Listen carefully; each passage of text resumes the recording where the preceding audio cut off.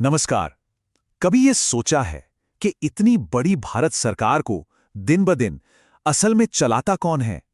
आज हम सरकार के बिल्कुल दिल में झांकने वाले हैं और समझेंगे संघ मंत्रिपरिषद की असली ताकत को।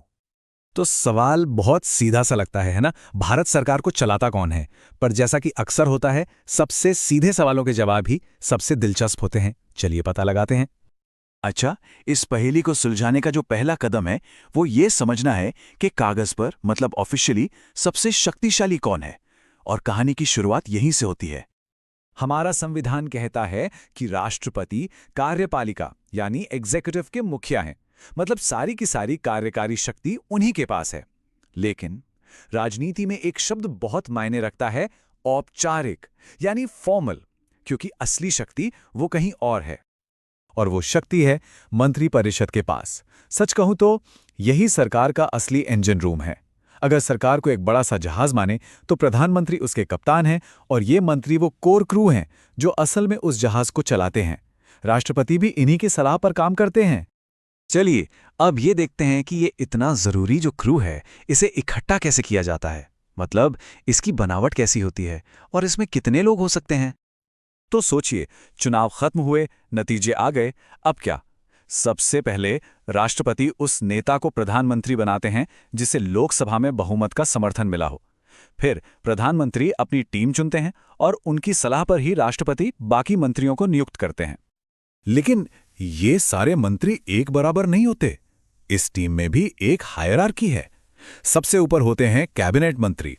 ये रक्षा, वित्त, गृह जैसे सबसे बड़े मंत्रालयों के बॉस होते हैं। फिर आते हैं राज्य मंत्री, स्वतंत्र प्रभार, जो छोटे मंत्रालयों को इंडिपेंडेंटली संभालते हैं। और आखिर में होते हैं राज्य मंत्री, जो कैबिनेट मंत्रियों को उनके काम में मदद करते हैं। तो क्या प्रधानमंत्री जितने चाहें उतने मंत्री बना सकते हैं? जी नहीं, बिल्कुल नहीं। यहां एक बहुत जरूरी नियम है। मंत्रियों की कुल संख्या लोकसभा के टोटल मेंबर्स के 15% से ज्यादा नहीं हो सकती। ये नियम इसलिए बनाया गया ताकि सरकारें बहुत ज्यादा बड़ी और खर्चीली ना हो जाएं। चलिए अब आगे बढ़ते हैं और उस सबसे महत्वपूर्ण सिद्धांत को देखते हैं जिसके आधार पर यह पूरी की पूरी मंत्रिपरिषद काम करती है। अब आते हैं उस एक नियम पर जो इस पूरी व्यवस्था को एक साथ बांध कर रखता है। संविधान का आर्टिकल 75(3) कहता है कि मंत्रिपरिषद सामूहिक रूप से लोकसभा के प्रति उत्तरदायी होगी। बस ये दो शब्द, सामूहिक रूप से, यही भारतीय संसदीय प्रणाली की नींव हैं। तो इस सामूहिक उत्तरदायित्व का मतलब क्या हुआ?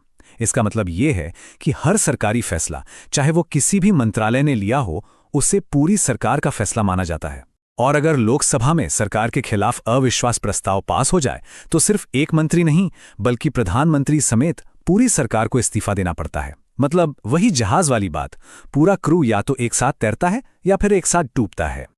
तो अब ये तो साफ है कि मंत्रिपरिषद एक बहुत पावरफुल बॉडी है, पर सवाल ये है कि ये असल में करती क्या है और इसकी इतनी शक्ति पर कोई लगाम है या नहीं।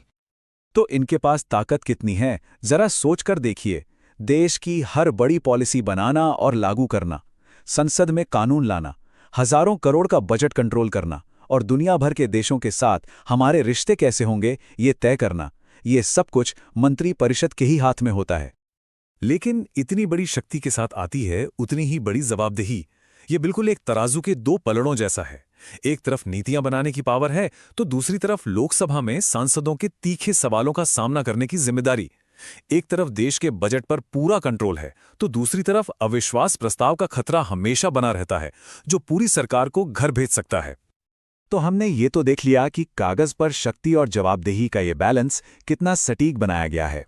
लेकिन असली सवाल यह है, भारत जैसे विशाल और कॉम्प्लेक्स लोकतंत्र में क्या ये संतुलन असल में हमेशा काम करता है? ये वो सवाल है जिस पर हम सबको सोचने की जरूरत है।